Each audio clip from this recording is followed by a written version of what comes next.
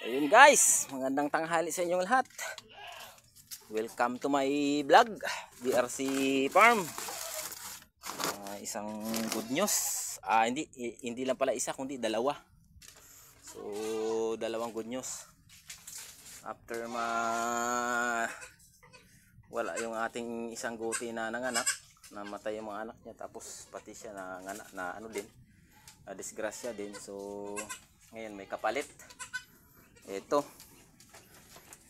yung good news natin guys. Nanganak kanina ito, dalawang anak niya. Ang ano lang doon kasi ayan, puro lalaki ang anak niya. Ayan yung dalawa niyang anak,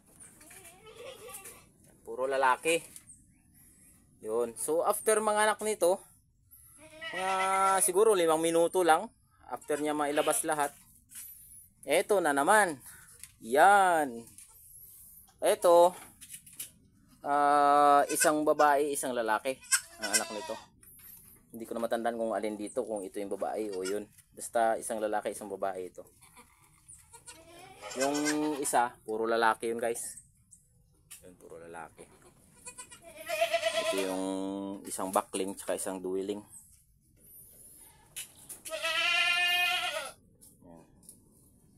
Hindi may pagkakaila na hindi niya anak kasi nga sa kulay. Kasi ang anak nito na una ganyan din ang kulay, itim puti din yun. Tapos yung nakalagay dito guys, si Thor, doon na lang muna natin ilagay sa sa labas kasi sanay naman sa yun, sa lapag lang.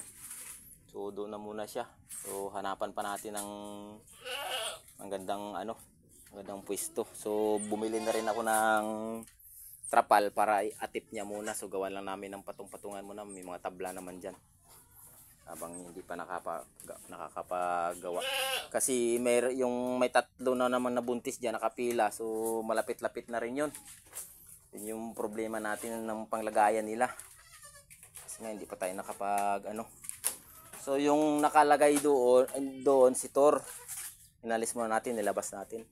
So, ngayon yung dito, yung nakalagay dito, nilipat natin dito. Yan. Ito yung area niya. Dito na si itim. Dito na siya ngayon. Para naman bumili ako ng screen guys kasi nga medyo yung ibang sahig natin medyo malalaki. Saka yung iba angat kasi kawayan yan guys So hindi tuwid, hindi gaya ng patong. So, hindi tuwid kasi yung iba merong merong angat, medyo merong malalaki ang agwat. Kaya binila ko ng screen kasi baka itong anak maglusot diyan ang paa. So delikado. So tapos ito, tingnan nyo, puro sapit-sapit na lang yan kasi kawayan. Yung dito naman, ito yung patong. Kaya straight. So yung dito, walang screen kasi nga maganda ang niya. Maganda yung pagkakalapat. So, ito, after mga anak nun, nung isa na yun, nito, mga 10 minutes, 5 minutes lang yata. Ito naman ang nanganak. Yan. So yun yung unang lumabas. Ito yung huli. Tapos yung dito, ang unang lumabas dito ay yung